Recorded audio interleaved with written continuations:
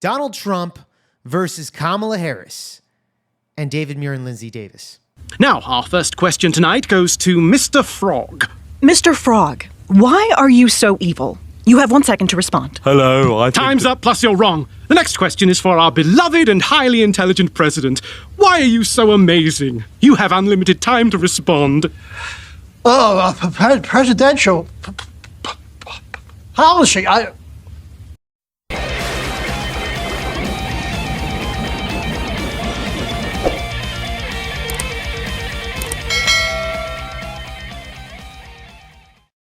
So I was on X, of course, and many people's immediate reaction to this debate was the ABC moderators were completely biased.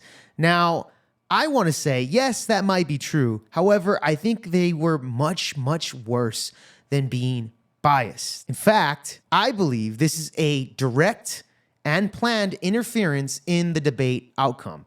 So when moderators take on the role of fact checkers, the conclusion that the audience is going to have is the absence of a fact check confirms the validity to the non-fact checked information. So when one side is repeatedly fact checked, Donald Trump, while the other side, Kamala Harris, is not, that signals to the audience that one side, Donald Trump, is not reliable, not truthful, not honest, etc., while the other side, Kamala Harris, is 100% honest in what she's claiming. Now, the ABC moderators had their orders, and here in this clip that I'm about to show you, they're executing said orders. Trump says Nancy Pelosi was responsible for the security over there at the Capitol on January 6th. This is true. However, the moderators immediately interrupt Donald Trump on behalf of Kamala Harris. They don't acknowledge the validity of Trump's statement, and they immediately redirect it to Kamala Harris to set her up for a gotcha moment.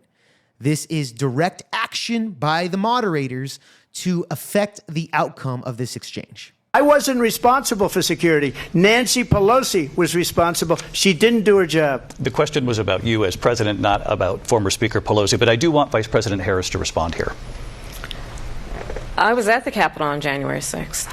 I was the vice president-elect. I was also an acting senator. I was there.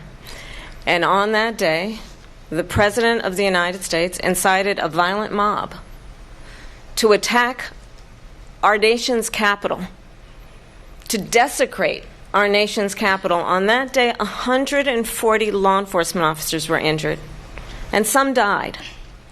And understand, the former president has been indicted and impeached for exactly that reason. But this is not an isolated situation. Let's remember Charlottesville, where there was a mob of people carrying tiki torches, spewing anti-Semitic hate. And what did the president then at the time say? There were fine people on each side. Let's remember that when it came to the Proud Boys, a militia, the president said, the former president said, stand back and stand by. So for everyone watching who remembers what January 6th was, I say we don't have to go back. Let's not go back. We're not going back. It's time to turn the page. And if that was a bridge too far for you, well, there is a place in our campaign for you to stand for country, to stand for our democracy, to stand for rule of law, and to end the chaos, and to end the approach that is about attacking the foundations of our democracy because you don't like the outcome. And be clear on that point. Donald Trump, the candidate, has said in this election there will be a bloodbath if this and the outcome of this election is not to his liking. Let's turn the page on this. Let's not go back. Let's chart a course for the future and not go backwards to the past. So a few things we need to go point by point. Kamala Harris says that Donald Trump incited a mob to attack the Capitol. Of course, this is false. Trump's peaceful and patriotically make your voices heard comment was completely ignored by the moderators. Trump is not charged, by the way, with inciting any type of violence. Again, no fact check was given to Kamala Harris. That's one. Two, Kamala Harris says that some police officers died on January 6th. Again, this is false. The only person that passed away on January 6th was Ashley Babbitt, who, by the way, was a Trump supporter. There was 0 officers that died on that day. Number 3, Kamala Harris recites the Charlottesville fine people on both sides hoax. Again, this has been thoroughly debunked for years, and the ABC moderators give us no fact checks on that comment. And you had some very bad people in that group. But you also had people that were very fine people on both sides. You had people in that group, excuse me, I saw the same pictures as you did. You had people in that group that were there to protest the taking down of, to them, a very, very important statue and the renaming of a park from Robert E. Lee to another name. And you had people, and I'm not talking about the neo-Nazis and the white nationalists, because they should be condemned totally. But you had many people in that group other than neo-Nazis and white nationalists, okay?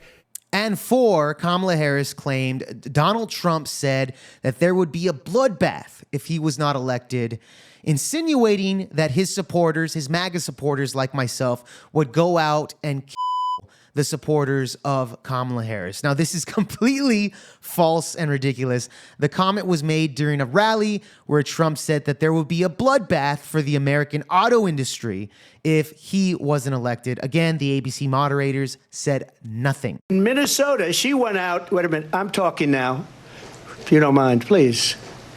Does that sound familiar? Don't lie. She went out. Mr. Vice President, I'm speaking. Well, wait, I'm speaking. be important if you said the truth. This was one of the most one-sided debate moderations ever. Clearly, they wanted to affect the outcome of this debate when it comes to public opinion.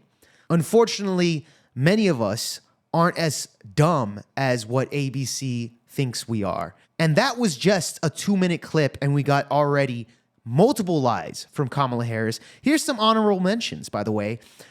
Trump would ban IVF. 1, that's not true. In fact, Trump actually supports IVS. Me, as a Trump supporter, on the other hand, I could admit that I actually don't support that. I think Trump's wrong on the IVF supporting situation.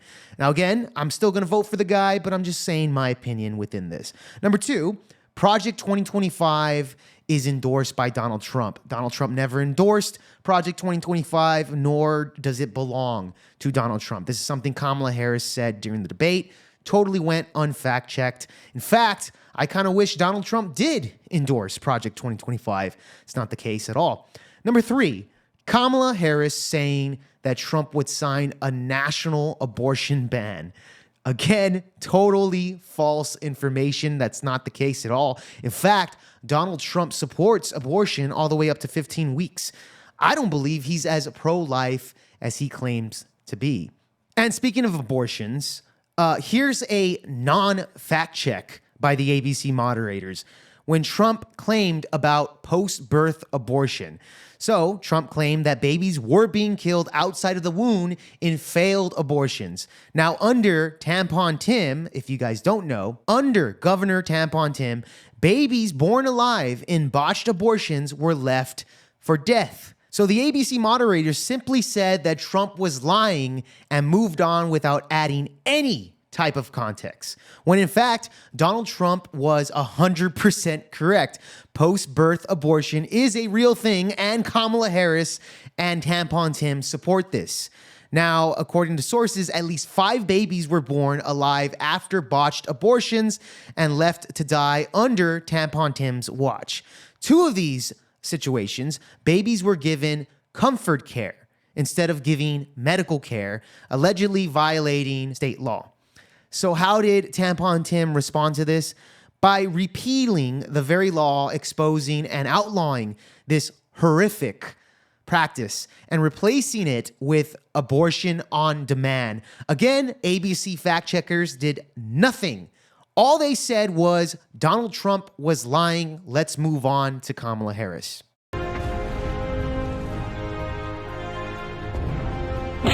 Get her out. Now, you guys might be asking yourself, what is the mainstream media has to say about this stuff?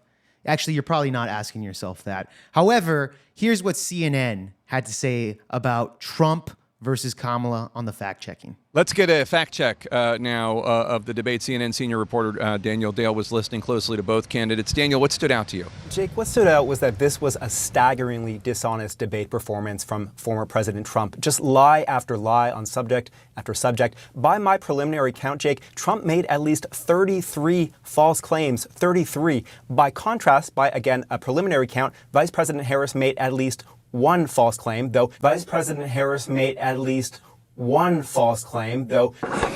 What? Bro, what are you talking about, man? So there you have the reliable CNN claiming that Kamala Harris only had one false claim during the entire debate. Now, I just got to say this right now, is that Kamala Harris's entire candidacy is effectively one big giant lie, okay? In fact, there was no votes for Kamala Harris in 2020. There was no votes for Kamala Harris to be the Democratic nominee in 2024 against Donald Trump. Two, she was basically swapped in for Joe Biden when the Democratic elites like Nancy Pelosi and Chuck Schumer figured out that Joe Biden had no chance in hell to defeat Donald Trump, as well as us figuring out that Joe Biden is basically brain dead at this point. And another thing that the mainstream media is not talking about is that Kamala Harris did one interview in 50 days that she has since been the Democratic nominee. Now, I was told by the Democratic Party, I was told by the mainstream media that this is a democracy that I live in. And I was told that Donald Trump is a threat to said democracy. So I'm kind of confused that Kamala Harris is now representing the Democratic Party without ever having a single vote by the American people. Isn't that weird, huh? Now, probably the biggest storyline that came out of that debate that the mainstream media is running with is that Donald Trump had baseless claims that Springfield City in Ohio are being infested with illegal immigrants that are eating people's pets. Towns don't want to talk. It's not going to be Aurora or Springfield. A lot of towns don't want to talk about it because they're so embarrassed by it. In Springfield, they're eating the dogs, the people that came in. They're eating the cats. They're eating the pets of the people that live there. I just want to clarify here. You bring up Springfield, Ohio, and ABC News did reach out to the city manager there. He told us there have been no credible reports of specific claims of pets being harmed, injured, or abused by individuals within the immigrant community. Well, I've seen people on television. Let me just say here, this is the people on television say my dog was taken and used for food. So maybe he said that, and maybe that's a good thing to say for a city manager. I'm not taking this from but television. The people I'm taking it from the city manager. Their dog was eaten by the people that went there. Again, the Springfield city manager says there's no evidence of that. Vice President Harris, I'll let you respond to the rest of what you've heard. Now, David Muir, of course, is saying that the city manager says that there's absolutely zero evidence that these illegal immigrants are eating pets. However, it seems like the residences over there are saying a completely different story. So there is some actual validation to this. Let's check out what J.D. Vance had to say. The city manager said there's no verifiable evidence. A lot of residents on the ground have said that there is. That just means the city manager, I think, isn't fully in touch with what's going on the ground there. I've heard from many of my own constituents who've seen these things with their own eyes, who've seen these abductions with their own eyes, who've seen geese being taken out of local parks and slaughtered in front of their eyes.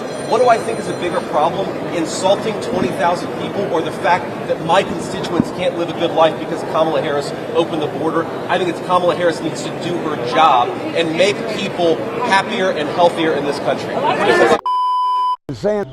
There was Haitians in a white van driving around the neighborhoods, collecting cats, skinning them and eating them. In my opinion, they're worthless. Bunch of worthless saying? They're getting thousands of dollars in government assistance, even the cash assistance cards. They're calling them the magic money cards because they never run out. Managers are nothing but a headache. All they're doing is raising our rent and our taxes and wrecking vehicles. Everybody wants to make this into a race issue. It's not a race issue. It's culture, it's accountability, and it's respect. Since June, they took me off of, I'm a vet. They took me off of the disability. You're a veteran and you're competing with some of the resources they're getting. Who just came in here? Yeah. I need some solutions. I'm losing my mind. So this is a story that the mainstream media completely wants to bury. In fact, according to the dailymail.com, there's already 2 illegal Honduran immigrants that were already arrested for shooting a bald eagle and planning to eat the bald eagle.